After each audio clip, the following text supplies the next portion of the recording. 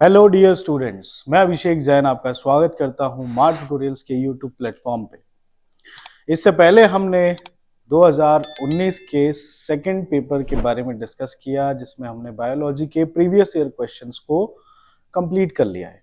अब हम आते हैं 2019 के फर्स्ट पार्ट पे, जिसमें हम एनडीए और सीडीएस के बायो के प्रीवियस ईयर क्वेश्चंस पे नजर डालेंगे। इससे पहले के जितने भी पेपर से एक बार आप उनसे गो थ्रू हो जाइए, फिर उसके बाद में आपको कई सारे क्वेश्चंस जो हैं लगेंगे कि हाँ बहुत ज्यादा क्या हुए रिपीट, तो इसलिए वो ज्यादा ठीक रहेगा। अभी हम सबसे पहले देखेंगे 19 के जो हमारे बायो के क्वेश्चंस है उनके बारे में। तो आइए स्टार्ट करते हैं हम एक एक चीज इसमें। पहला मिलेगा हमको, which of the following cell does not possess nucleic acid. तो इनमें से कौन से सेल्स के ऑर्गेनेल में न्यूक्लिक एसिड नहीं होता। न्यूक्लिक एसिड का अर्थ यहाँ पे जरूरी मतलब मान के चलिए 90% हम यही कह रहे हैं कि एक तरह से जेनेटिक मटेरियल यहाँ पे होगा या नहीं होगा। ठीक है, तो न्यूक्लियोलस में हमको जेनेटिक मटेरियल मिलता है, क्लोरोप्लास्ट में भी मिलता है, और कई बार राइबोसोम में भी न्यूक्लिक एसिड्स मिल सकते हैं। आपको कहाँ नहीं मिलेंगे, तो प्लाज्मा मेम्ब्रेन में किसी भी प्रकार का कोई न्यूक्लिक एसिड नहीं मिलेगा।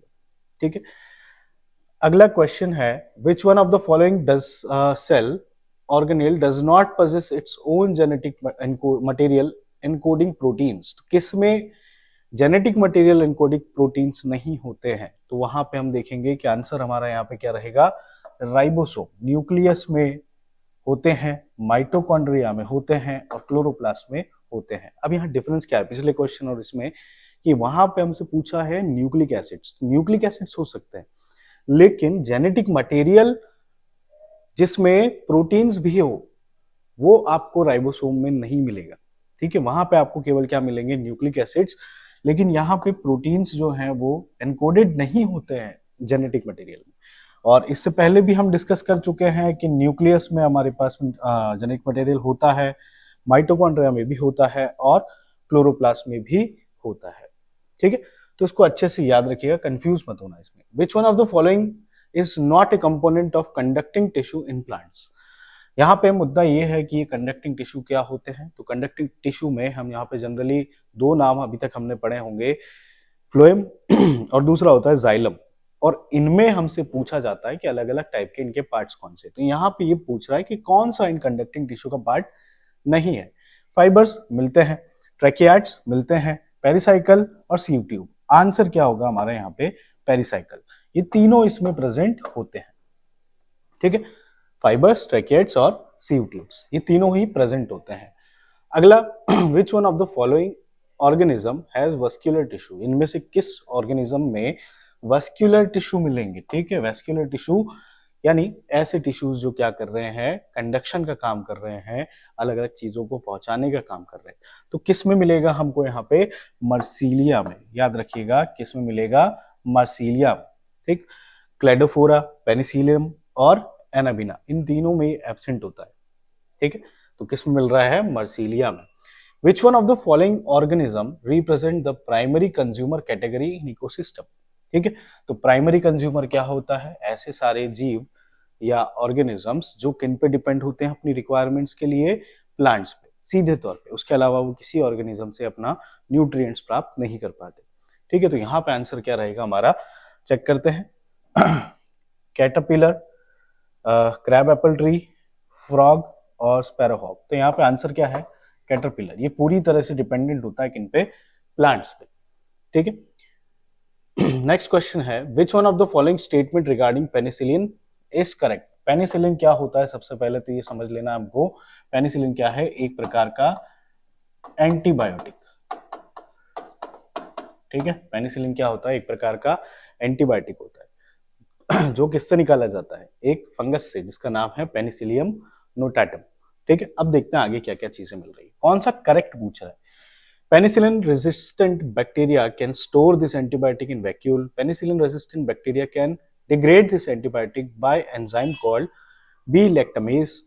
Penicillin resistant bacteria can degrade this antibiotic by an enzyme called lactic acid dehydrogenase, or penicillin is not absorbed by bacteria, so most bacteria are resistant.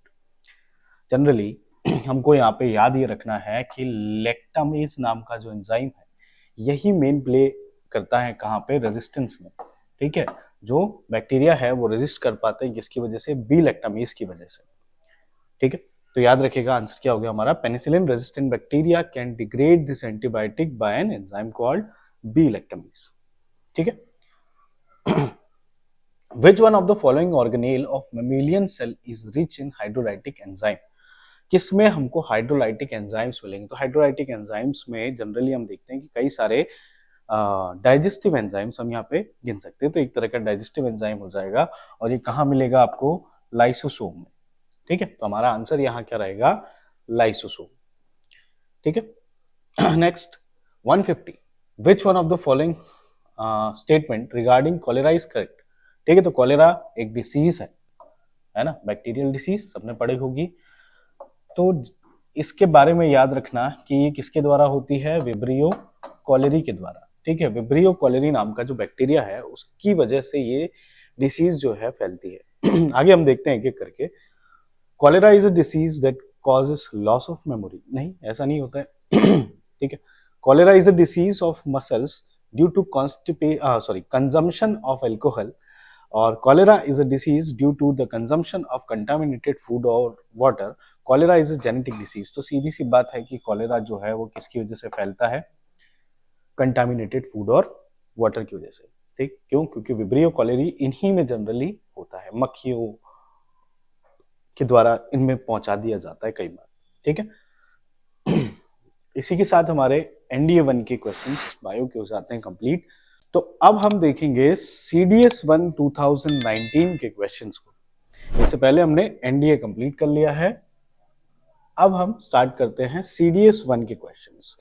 तो पहला क्वेश्चन हमारे पास है, which one of the following function is not carried out by smooth endoplasmic reticulum?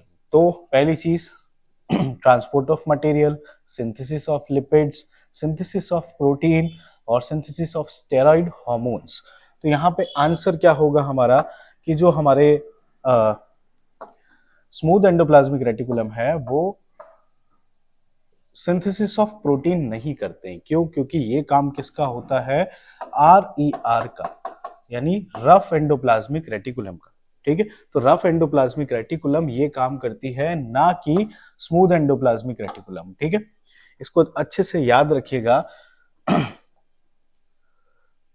Next question मिलेगा हमको, which of the following cell organelle mainly function as a storehouse of digestive enzymes? तो किसमें digestive enzymes मिलेंगे? अभी just हमने देखा था NDA में भी ऐसा ही एक क्वेश्चन था हमारे पास, और उसमें हमने डिस्कस किया था कि डाइजेस्टिव एंजाइम्स जो है वो हमेशा किसमें मिलते हैं, लाइसोसोम में, क्योंकि इसका काम ही क्या है, फूड को डाइजेस्ट करना, वेस्ट मटेरियल को डाइजेस्ट करना सेल में। ठीक है, तो याद रखिएगा इसको कि यहाँ पे आंसर क्या हो जाएगा हमारा, आंसर क्या रहेगा, लाइसोसोम। ठीक है, अगला क्वेश्चन है हमारा 65, which one of the following tissue is responsible for increase of girth in stem of plant? तो किसमें हम देखेंगे ये क्वेश्चन ना, आगे चल के पूछा गया है वापस 19 के बाद में, इसको 22 23 में भी पूछा गया है, इसलिए याद रखना कि आंसर क्या है यहाँ पे, lateral meristematic tissue.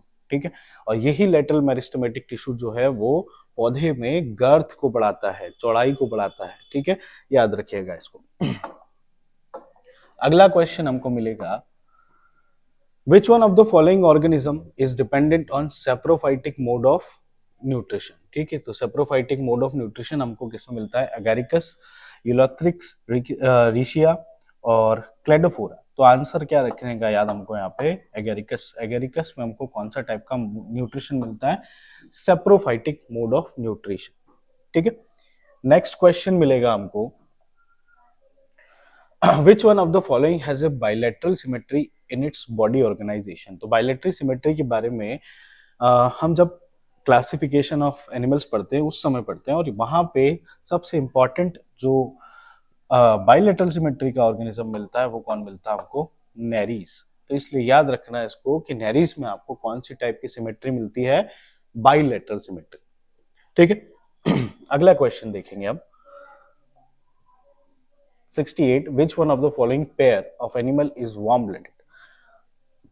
Warm blooded और कोल्ड ब्लडेड का सबसे इजी तरीका ये होता है कि हम क्या कर सकते हैं, ये जान सकते हैं कि किस जीव को धूप सेकना सर्दियों में जरूरी होता है, किसको गर्मियों में नमी की ज्यादा जरूरत होती है, उस आधार पे हम कर सकते हैं यहाँ पे। ठीक, तो क्रोकोडाइल और ऑस्ट्रिच को इसकी बहुत ज्यादा जरूरत होती है, हैग फिश और डॉग फिश को भी इसकी जरूरत होती है, टर्टाइज और ऑस्ट्रिच को वही। अब आंसर क्या बनेगा हमारा यहाँ पे, पिकॉक और कैमल। ठीक है, ये वो जीव है जिनको अपना टेम्परेचर खुद से मेंटेन करने की जरूरत नहीं पड़ती, बॉडी ऑटोमेटिकली इस चीज को कर देती है। ठीक है, तो आंसर याद रखिएगा पिकॉक एंड कैमल। अगला क्वेश्चन है which one of the following statement regarding histone protein is correct. ठीक है, तो हिस्टोन प्रोटीन क्या होता है वो समझ लेते हैं हम, कि ऐसा प्रोटीन जो जनरली हमको कहाँ पे मिलता है, जो कि इसको बाइंड करके रखता है हमारे डीएनए को। ठीक है, तो उस हिसाब से हम आंसर देखेंगे। Stone proteins are that are present in mitochondrial membrane, बिल्कुल गलत। Histone proteins are that present in nucleus in association with DNA, अभी जस्ट मैंने आपको यही बात बताई। Histone proteins are associated with lipids in crystal cytosol. Histones are protein associated with carbohydrates in cytosol. तो answer क्या हो जाएगा हमारा यहाँ पे, histones are protein that are present in nucleus in association with DNA. ठीक है, डीएनए को डबल हेलिक्स मॉडल में जब हम पढ़ते हैं तब इसके बारे में पढ़ा जाता है। नेक्स्ट क्वेश्चन है which one of the following statement regarding haemoglobin is correct. ठीक है, तो हीमोग्लोबिन के लिए हमने जब ब्लड के चैप्टर पढ़े होंगे तो उसमें हमने ये पढ़ा होगा कि हीमोग्लोबिन क्या है, एक तरह का ट्रांसपोर्टिंग एजेंट है। ये क्या करता है, ऑक्सीजन और CO2 को ट्रांसपोर्ट करता है लंग्स से बॉडी और बॉडी से लंग्स की ओर। ठीक है, तो आंसर देखते हैं हमारा क्या बनेगा यहाँ पे, haemoglobin present in RBC can carry only oxygen, सीधा ही गलत हो जाएगा। Haemoglobin of RBC can carry both oxygen and carbon dioxide, तो हमारा आंसर यहां से हमको मिल गया। ठीक है, कि दोनों को क्या करता है, कैरी करता है। बाकी भी ऑप्शन देख लेते हैं एक बार। Haemoglobin of RBC can carry only carbon dioxide, ये भी गलत है। Haemoglobin is used for blood clotting and not carrying gases, तो आंसर हमको क्या याद रखना है कि ये किसको कैरी करता है। ठीक है, अब याद रखना कि जब ऑक्सीजन के साथ बनेगा तो क्या बनाएगा, ऑक्सी हीमोग्लोबिन। ठीक है, और जब ये चीज कार्बन डाइऑक्साइड के साथ मिलेगी तब क्या बनाएगा, कार्बोक्सी हीमोग्लोबिन। ठीक है, जब हम इन चैप्टर्स को डिटेल में पढ़ेंगे तब एक बार इनको अच्छे से समझेंगे, बाकी अभी के लिए इतना याद रखिएगा। ठीक है, अगला क्वेश्चन हम देखेंगे कौन सा मिलता है। Which one of the following statement is correct, कौन सा स्टेटमेंट इनमें से करेक्ट है। Urea is produced in liver, urea is produced in blood, urea is produced from digestion of starch, urea is produced in lung and kidney. तो answer क्या होगा हमारा कि यूरिया जो है ना भाई साहब वो किसके द्वारा बनाया जाता है, लीवर के द्वारा। ठीक है, तो याद रखना एक साइकिल होती है जिसको हम बोलते हैं ऑर्निथिन साइकिल। ठीक है, ये ऑर्निथिन साइकिल में ही आपको किसका फॉर्मेशन होता दिखेगा, लिवर में यूरिया का। यूरिया जो है वो किससे बनाया जाता है, तो हमारी बॉडी में अमोनिया जब बनता है तो उसी से हम कन्वर्ट करते हैं यूरिया को। ठीक है, तो याद रखना ऑर्निथिन साइकिल किसमें होती है, लिवर में, और इसी से कन्वर्ट होता है अमोनिया किसमें, यूरिया में। ठीक है, अगला क्वेश्चन, चलिए यहाँ पे हमारे जो CDS 1 के और NDA 1 के 2019 के प्रीवियस ईयर क्वेश्चन होते हैं कंप्लीट। इसके बाद हम आएंगे 2018 के क्वेश्चंस पे। थैंक यू वेरी मच, आशा करता हूँ आपको समझ आया होगा। जय हिंद, जय भारत।